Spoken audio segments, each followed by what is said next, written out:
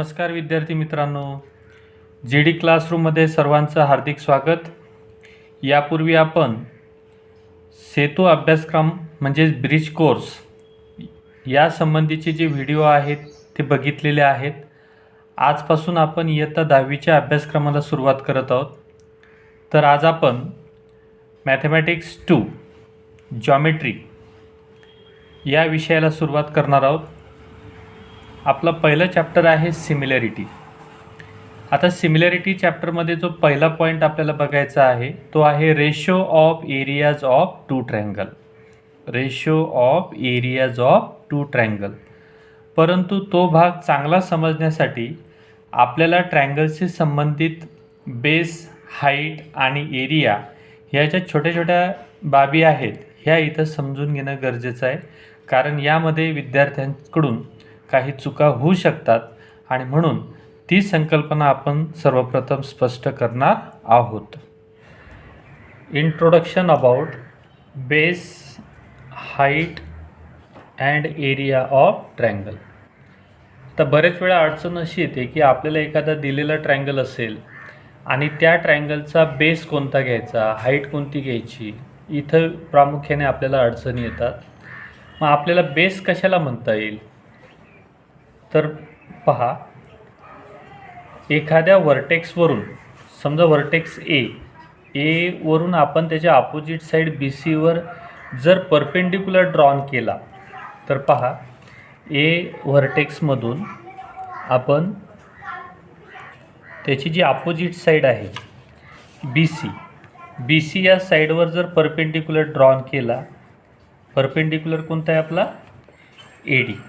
तर या ठिकाणी ज्या साईडवर आपण परपेंडिक्युलर ड्रॉन केलेला आहे त्याला आपण बेस असं म्हणू आणि जो परपेंडिक्युलर ड्रॉन केलेला आहे त्याला आपण हाईट असं म्हणू.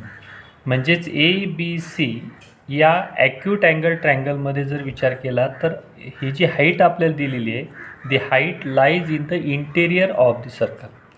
आणि म्हणून या आकृतीच्या बाबतीत जर सांगायचं झालं तर आपला जो बेस आहे, बेस बी सी आणि हाईट असेल ए डी. मग area of triangle A B C, area of triangle A B C काय formula 1/2 into base into height. मग आपल्याला area of triangle A B C जर काढायचं असेल तर 1/2 बेस कोणता आहे मग बी सी आणि हाईट कोणती असेल ए डी. आता ही एक शक्यता आहे की या शक्यतेमध्ये आपल्याला बेस बी सी आणि त्याचा अपोजिट व्हर्टेक्स ए त्याच्यावरून आपण परपेंडिक्युलर टाकलेलं आहे, ती आपली हाईट झाली. याच पद्धतीनं ज्यावेळेस आपण बी व्हर्टेक्सचा जर विचार केला, बी व्हर्टेक्सवरून जर त्याच्या अपोजिट साईड ए सीवर जर आपण परपेंडिक्युलर टाकला, आता समजा ही कंडिशन जर आपण विचारात घेतली तर या ठिकाणी बेस कोणता होईल आणि हाईट कोणती होईल लक्षात येईल का? तर बी ई ही हाईट होईल आणि ए सी ही काय होईल बेस होईल. म्हणजे बी ई हाईट आणि ए सी हा त्याचा काय झाला बेस. त्याच पद्धतीनं आपण सी व्हर्टेक्सचा जर विचार केला तर सी व्हर्टेक्समध्ये जर आपण बघितलं तर आपल्या असं लक्षात येईल सी व्हर्टेक्सची अपोजिट साईड आहे ए बी आणि ए बी या साईडवर जर आपण परपेंडिक्युलर जर टाकला तर सी एफ ही हाईट होईल आणि ए बी हा त्याचा काय होईल बेस होईल. आता आपण कोणत्याही प्रकारची बेस आणि हाईट जरी घेतलं आणि त्याचा जर एरिया कॅल्क्युलेट केला तर एरिया हा सेम येणार आहे. फक्त प्रश्न असा असणार आहे की आपल्याला दिलेल्या ट्रायंगलचा बेस कोणता आणि हाईट कोणती हे या ठिकाणी ॲक्यूट अँगल ट्रायंगलच्या बाबतीत आपल्याला ओळखता आलं पाहिजे. तर ही सर्व माहिती कशाच्या बाबतीत झाली तर ॲक्यूट अँगल ट्रायंगलच्या बाबतीत. आता आपण राईट अँगल ट्रायंगलच्या बाबतीत विचार करू. Right angle triangle in triangle P Q R the measure of angle Q is equals to 90 degree and therefore this triangle is said to be right angle triangle. या P Q R ट्रायंगलमध्ये जर बघितलं तर angle क्यूचं माप आपल्याला 90 degree आहे आणि म्हणून या ट्रायंगलला आपण राईट अँगल ट्रायंगल असं म्हणू. आता या ट्रायंगलमध्ये आपल्याला बेस कोणता आणि हाईट कोणती. आता याच्यामध्ये आपल्याला दोन पॉसिबिलिटी आहेत. आपण क्यू आर या साईडचा जर विचार केला तर अपोजिट व्हर्टेक्स आहे पी, आणि पी व्हर्टेक्सवरून आपल्याला क्यू आर या साईडवर इथं परपेंडिक्युलर दिलेलं आहे. म्हणजे याचा अर्थ आपण समजा with respect to vertex P हा विचार जर केला तर बेस कोणता आणि हाईट कोणती ही या ठिकाणी आपल्याला विचारात घ्यायची. बघा आता विथ व्हर्टेक्स पी वरून आपण क्यू आर या साईडवर परपेंडिक्युलर टाकलेलं आहे. म्हणजे याचा अर्थ क्यू आर हा या ठिकाणी बेस होईल आणि हाईट कोणती असेल तर पी क्यू असेल. हे झालं with respect to vertex P. आता आपण विथ रिस्पेक्ट टू व्हर्टेक्स आरचा जर विचार केला, आर या व्हर्टेक्सचा जर विचार केला तर त्याची अपोजिट साईड येते पी क्यू, आणि पी क्यू या अपोजिट साईडवर व्हर्टेक्स आरवरून आपण या ठिकाणी परपेंडिक्युलर टाकला. असं असताना बेस कोणता आणि हाईट कोणती ही या ठिकाणी आपल्याला विचारात घ्यायची.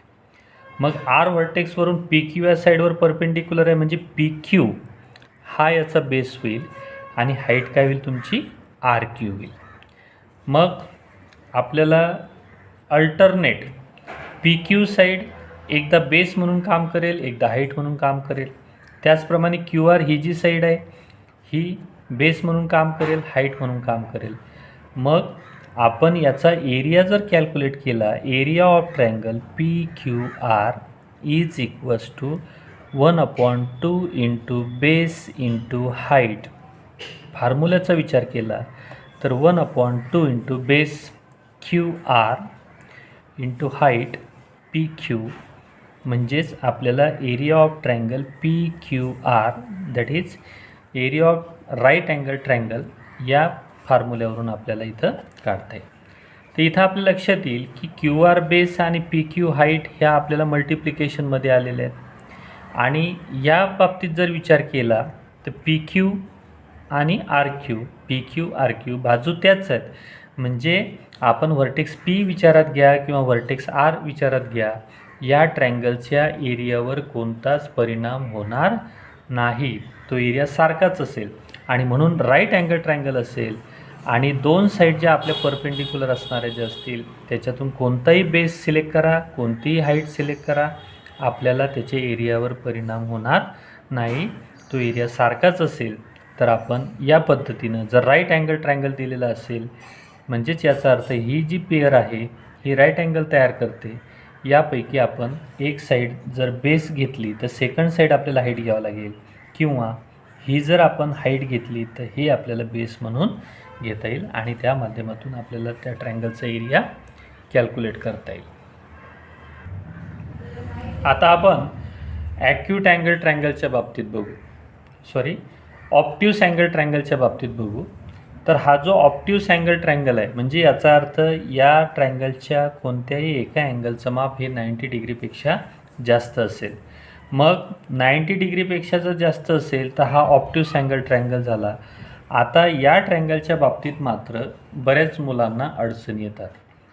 आता सध्याच्या परिस्थितीमध्ये जर आपण विचार केला तर मुलांना जर याचा बेस जर विचारला तर आपल्याला बी सी सांगतील, ओके, आणि हाईट कोणती सांगतील तर ते ए बी सांगतील. मग ए बी ही त्याची हाईट होईल का?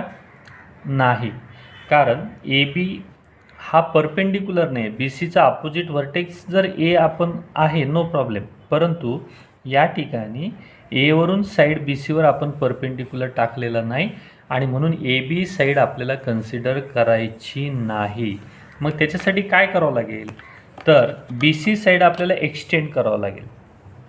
बी सी साईड जर आपण या पद्धतीनं एक्सटेंड केली आणि एक्सटेंड केल्यानंतर या साईडवर ए व्हर्टेक्सवरून जर आपण परपेंडिक्युलर ड्रॉन केला, ए व्हर्टेक्सवरून आपण अशा पद्धतीनं परपेंडिक्युलर ड्रॉन केला ए डी साईड बी सीवरती, तर आता या ठिकाणी आपल्याला ए डी हा या ट्रायंगलचा काय झाला हाईट झाला, कारण ए डी हा परपेंडिक्युलर आपण टाकलेला आहे बी सी या साईडवर.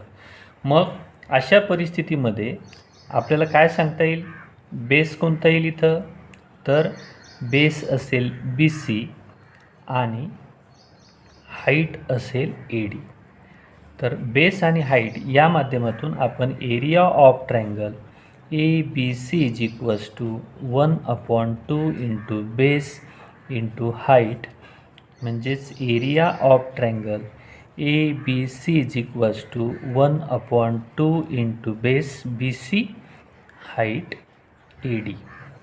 तर या सूत्राच्या मदतीनं आपल्याला जर ऑब्ट्यूस अँगल ट्रायंगल दिलेला असेल तर त्या ऑब्ट्यूस अँगल ट्रायंगलचा आपण काय करू शकतो, एरिया काढू शकतो.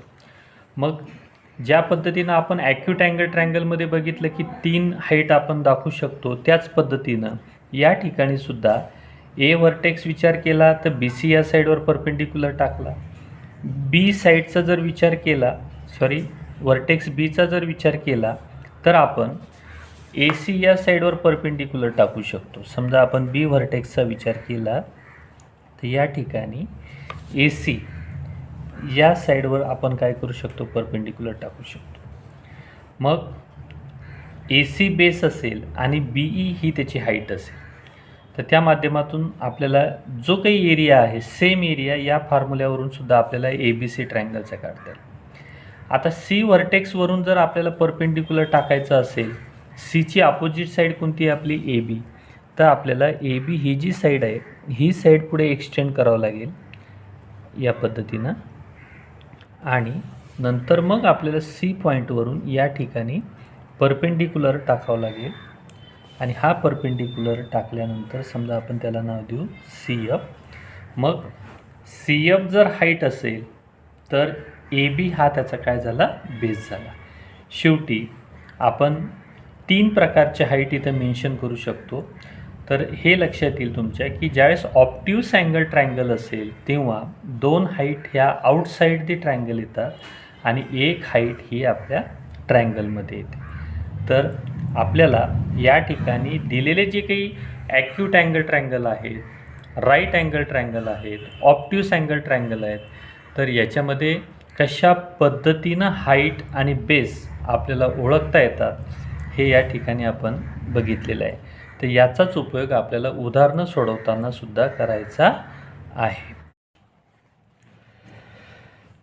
चला तर मग मॅथ 2 चॅप्टर नंबर 1 सिमिलॅरिटी, आणि त्यातला पहिला पॉईंट आहे आपला ratio of areas of 2 triangle.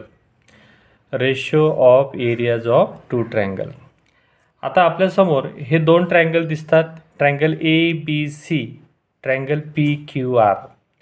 आता या 2 ट्रायंगलचा एरियाचा रेशो काय असेल याविषयी आता आपल्याला बघायचं आहे. तर ही प्रॉपर्टी आपल्याला थेरम म्हणूनही परीक्षेमध्ये विचारलं जाऊ शकते. तर या ठिकाणी आपल्याला प्रॉपर्टी किंवा थेरम म्हणून याचा सहज विचार करायचा आहे. तर बघा, इन ट्रायंगल ABC, आता BC या साईडवर अपोजिट व्हर्टेक्स A वरून आपण परपेंडिक्युलर टाकलेलं आहे, म्हणजे याचा अर्थ बेस काय असेल तर BC आणि हाईट कोणती असेल AD. तर ते आपण लिहून घेऊ. In triangle ABC, AD is a height. AD is a height and BC is a base. Triangle ABCच्या बाबतीत जर विचार केला तर BC हा बेस असेल आणि AD ही हाईट असेल.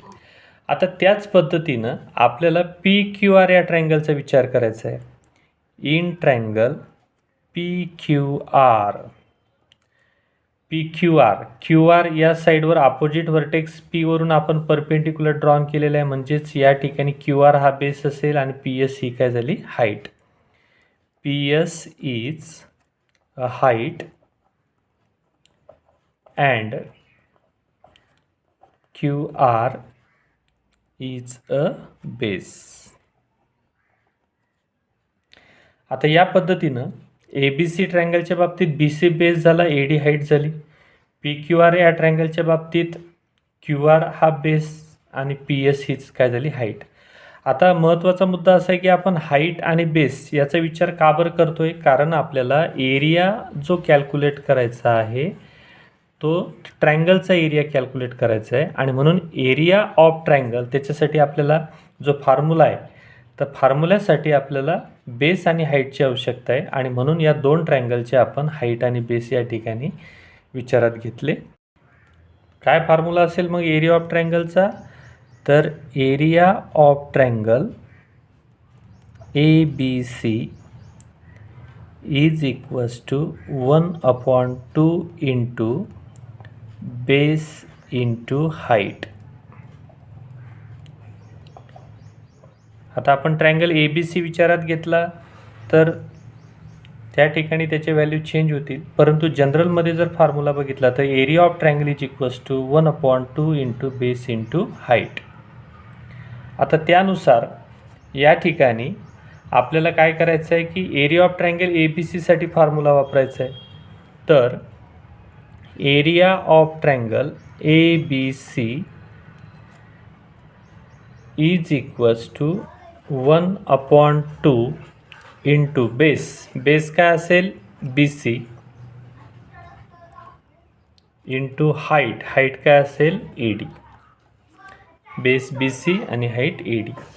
त्याचप्रमाणे ट्रायंगल PQRच्या बाबतीत area of triangle PQR is equals to 1/2 into base QR into height काय असेल PS. आता आपल्याला या ठिकाणी काय तयार करायचं आहे, रेशो तयार करायचा आहे.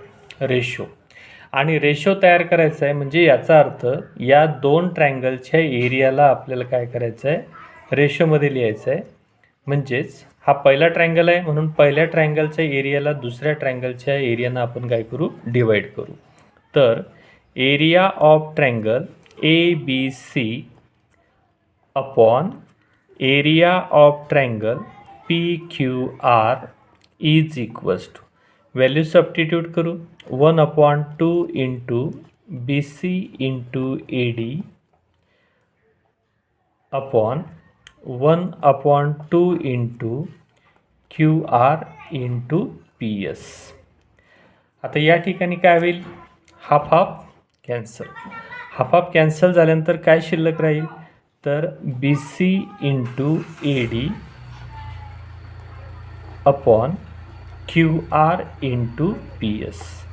म्हणजे या ठिकाणी area of triangle ABC upon area of triangle PQR याचा जो रेशो मिळाला तो मिळाला BC into AD upon QR into PS.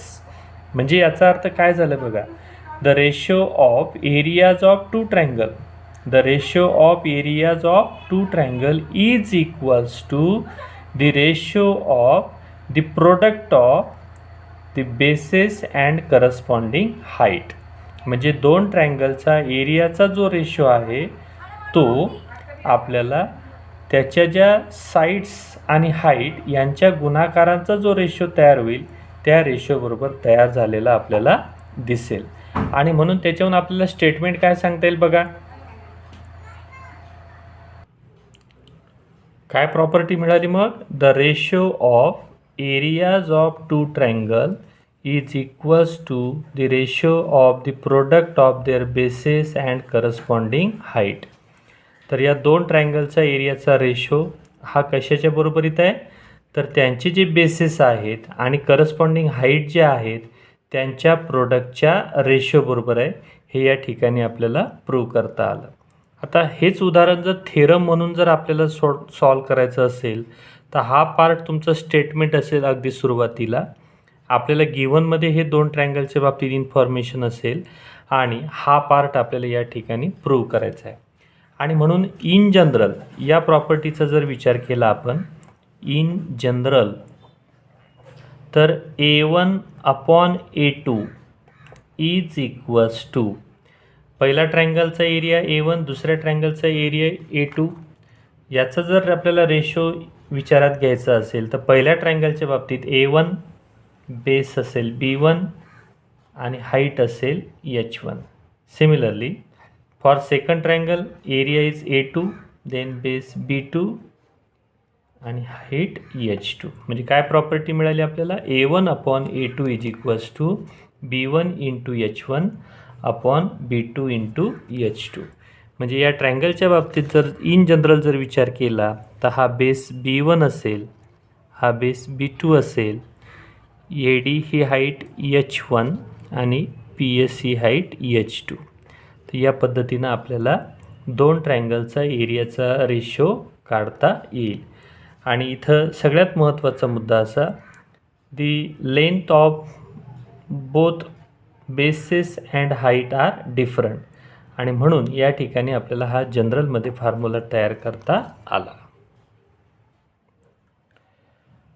आता आपण वेगवेगळ्या कंडिशनसाठी जी आत्ताची जी प्रॉपर्टी आपली होती, ratio of areas of two triangle is equals to the ratio of the product of their bases and corresponding height, ती आपल्याला या वेगवेगळ्या कंडिशनमध्ये बघायची आहे. आता त्याच्यासाठी triangle ABC and triangle PQR याचं तुम्ही निरीक्षण जर केलं तर आपल्याला या ठिकाणी असं लक्षात येईल की AD आणि PS ह्या त्या दोन ट्रायंगलच्या हाईट झाल्या आणि या दोन्हीही ट्रायंगलच्या ज्या हाईट्स आहेत त्या इक्वल आहेत.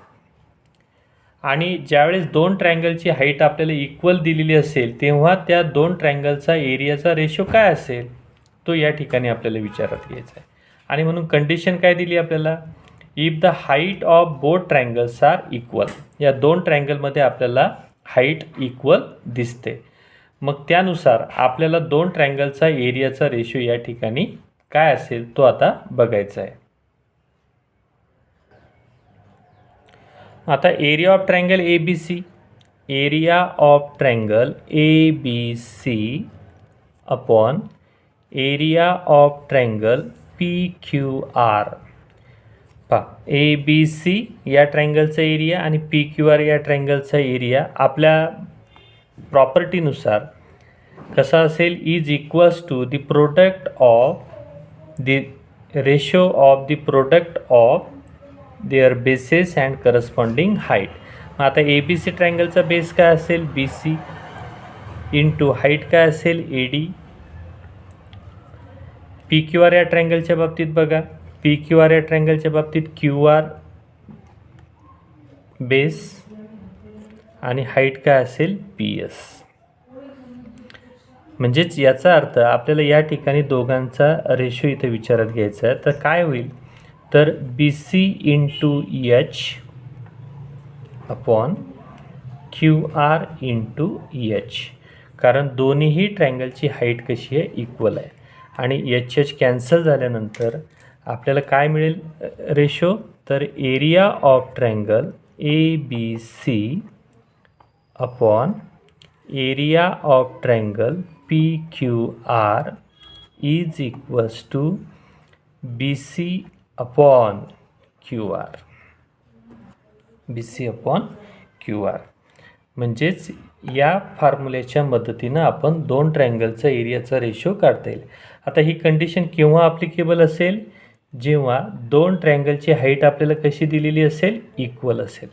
आणि म्हणून इन जनरल जर आपण याचा विचार केला तर काय लिहिता येईल आपल्याला? A1 upon A2 is equals to B1 upon B2. तर या सूत्राच्या मदतीनं आपल्याला दोन ट्रायंगलमधला रेशो कॅल्क्युलेट करता येईल. मग प्रॉपर्टी काय सांगता येईल आपल्याला? प्रॉपर्टी काय सांगता येईल?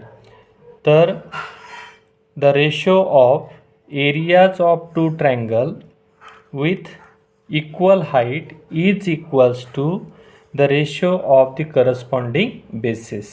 म्हणजे दोन ट्रायंगलची हाईट जर इक्वल असेल तर तेव्हा दोन ट्रायंगलचा एरियाचा रेशो हा त्याच्या बेसच्या प्रपोर्शनमध्ये असतो. हे या ठिकाणी आपल्याला या कंडिशनमधून लक्षात घेता येईल. आता दुसरी कंडिशन काय आहे? कंडिशन सेकंड आपल्याला काय सांगता येईल? Condition second. आता कंडिशन सेकंड याच्या आपण थोडंसं अपोजिट जर विचार केला, if the bases of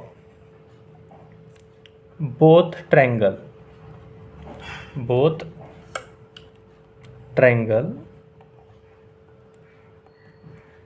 R equal. आता दोन ट्रायंगलचा जो बेस आहे तो या ठिकाणी आपल्याला इक्वल आहे असं कन्सिडर करायचं आहे.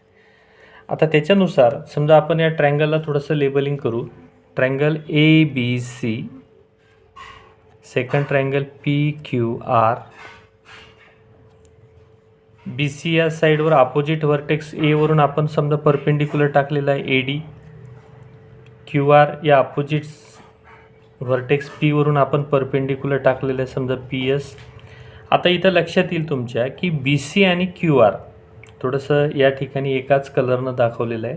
तर हे दोन्ही बेसिस कसे आहेत, इक्वल आहेत.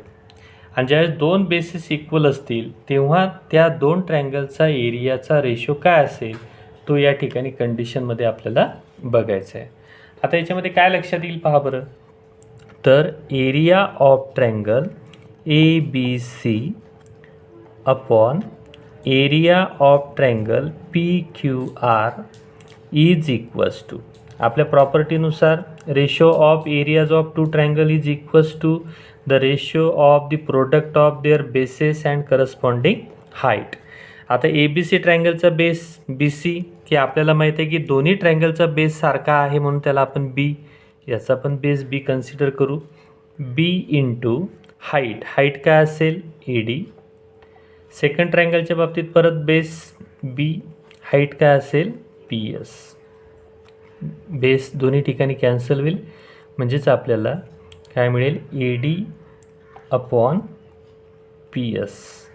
म्हणजेच या ठिकाणी इन जनरल जर आपण विचारात केला तर A1 upon A2 is equals to H1 upon EH2. म्हणजे दोन ट्रायंगलचा एरियाचा जो रेशो आहे तो रेशो आपल्याला हाईटच्या प्रपोर्शनमध्ये असेल. म्हणजे ही याची H1 आणि ही H2 अशा प्रकारची हाईट आपल्याला विचारात घेता येईल. मग प्रॉपर्टी काय सांगता येईल आपल्याला. The ratio of areas of two triangle is equals to the ratio of their corresponding height, पण किंवा विथ इक्वल बेसिस.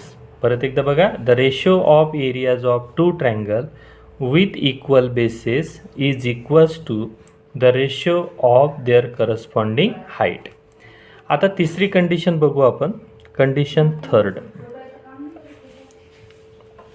आता कंडिशन थर्डचा जर विचार केला तर काय लक्षात घेता येईल आपल्याला. Height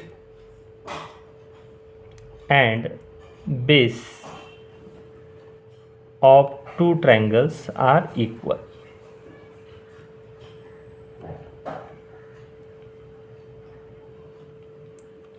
equal. आता दोन्ही ट्रायंगलचा बेस आणि हाईट जर इक्वल असेल तर आपल्याला काय करता येईल. तर ए बी सी हा एक ट्रायंगल आहे, पी क्यू आर हा दुसरा ट्रायंगल. आता दोन्ही ट्रायंगलचे जे बेसिस आहेत बी सी आणि क्यू आर हे दोन्हीही बेसिस इक्वल आहेत. आणि ए डी पी एस ह्या ज्या दोन हाईट आपल्याला दिसतात ह्या हाईटसुद्धा इथं कशा आहेत, इक्वल आहेत.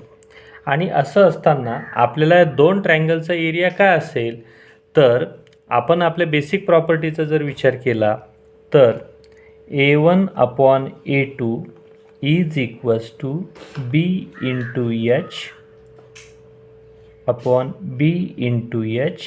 कारण दोन्हीही ट्रायंगलचे बेसिस आणि हाईट इक्वल आहेत तर B कॅन्सल, H कॅन्सल. म्हणजेच याचा अर्थ याचा रेशो मिळाला आपल्याला 1:1. 1:1 म्हणजेच दोन ट्रायंगलचा एरियाचा जर विचार केला तर A1 is equals to A2. म्हणजे दोन्हीही ट्रायंगलचा एरिया कसा आहे, इक्वल आहे. हे या ठिकाणी आपल्याला लक्षात घेता येईल. म्हणून दोन ट्रायंगल की ज्यांचे बेसेस आणि हाईट जर इक्वल असतील तर त्या दोन ट्रायंगलचा एरियाचा रेशो काय असेल 1:1.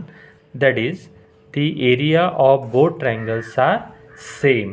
तर या पद्धतीनं आपण ट्रायंगलचा जो एरिया आहे त्याचा रेशो कशा पद्धतीनं काढतात आणि त्याच्या ज्या 3 कंडिशन आहेत ती 3 कंडिशन आपण बघितलेल्या आहेत. यानंतरच्या व्हिडिओमध्ये आपण प्रॅक्टिस सेट 1.1 सॉल्व करणार आहोत.